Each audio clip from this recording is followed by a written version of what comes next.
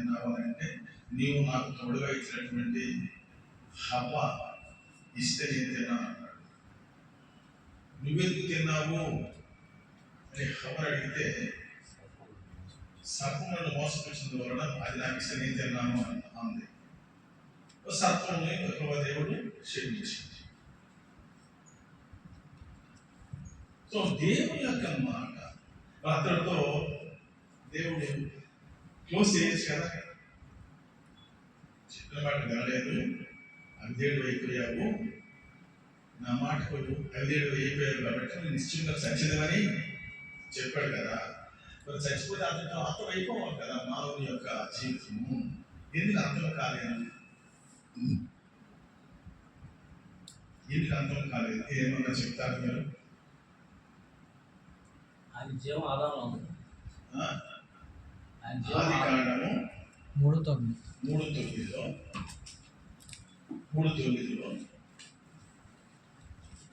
ఈ పండు తినమని నిశ్చయముగా చచ్చారు. మంచి చెడ్డల ఫలములు ఇచ్చు వృక్షఫలం. నీవు తిరుగుతున్నా నిశ్చయంగా నువ్వు చేస్తావు. చెప్పండి. నీవు నిశ్చయముగా చచ్చదు. చనిపోయాడా? ఆదాము చనిపోయాడా? చావలేదు. ఎందుకు చావలేదు?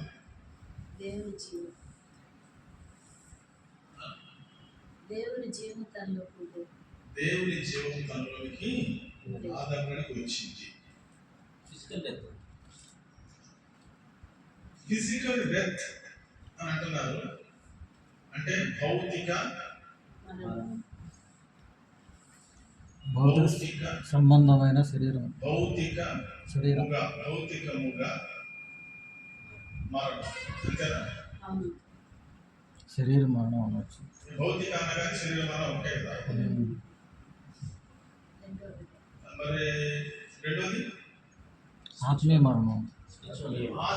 ఆత్మ ఉంది కదా, స్పిరిట్.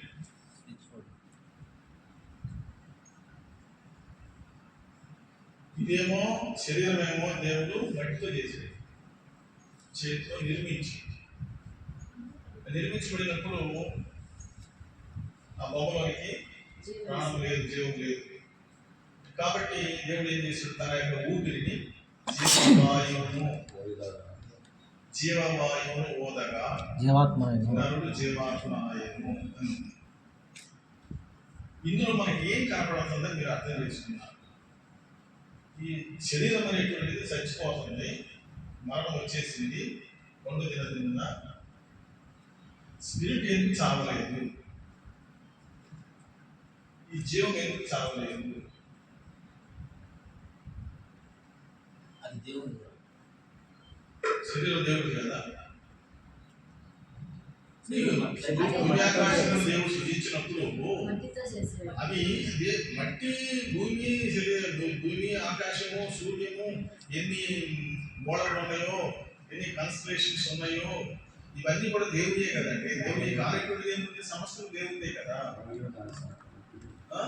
భూమి మీద సంపూర్ణత నాదని చెప్పేసి 19 అధ్యాయాలు చెప్పాడు కీర్తనలో.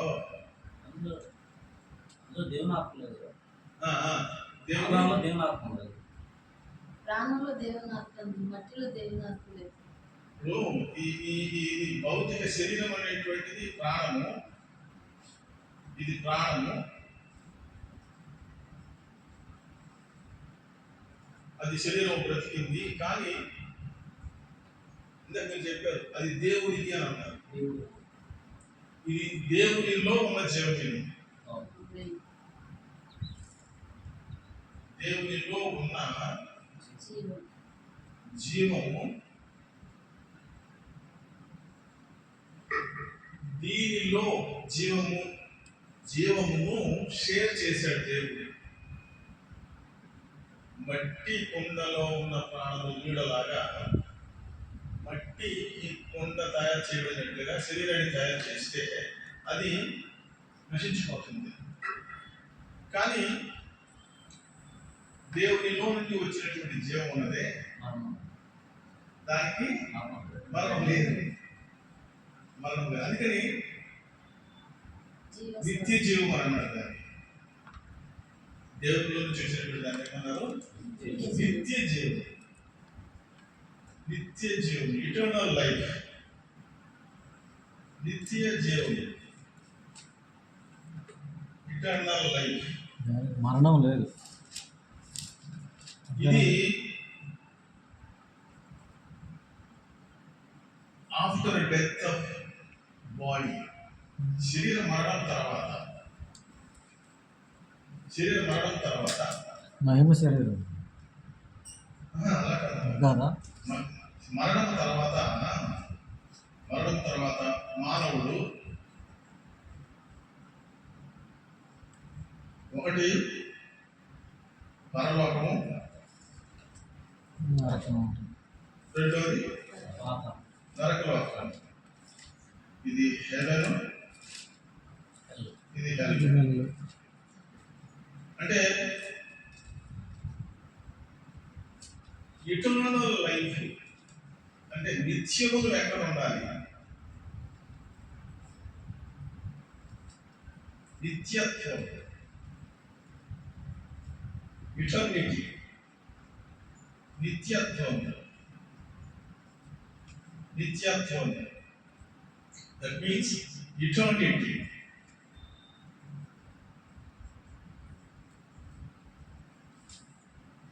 ఈ ఇటర్నిటీ, నిత్యత్వము అనేటువంటి దానిలోనే ఏమి ఇమిడి ఉన్నది అని అంటే దేవుని కృప ఇమిడి ఉంది. ఇది చేసుకుంటే ఎందుకో తెలుసా? నిత్యము దేవునితో ఉండాలి అని. That is the will of God. అది దేవుని యొక్క చిత్తం. ఇది చేసుకుని ఎందుకయ్యా అంటే నీవు దేవునితో నిత్యము గడపాలనేటువంటి ఉద్దేశం చేత. అయితే అవిధేయత వలన జరిగింది ఏమిటి? నిత్య నరకంలోకి వెళ్తున్నారు చాలా మంది, హెల్లోకి వెళ్తున్నారు, నిత్య నరకంలోకి వెళ్తున్నారు. దేవుడు నిత్య జీవాన్ని ఇచ్చి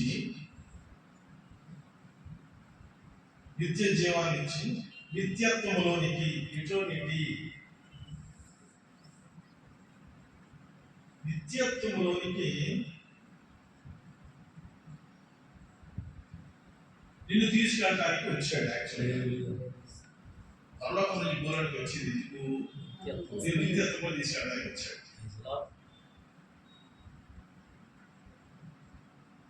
అందులో ఏమి ఇమిడి ఉందని చెప్పాను?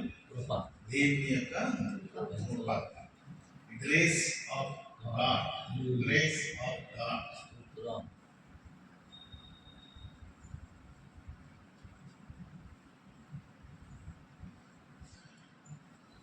దేవుని కృప.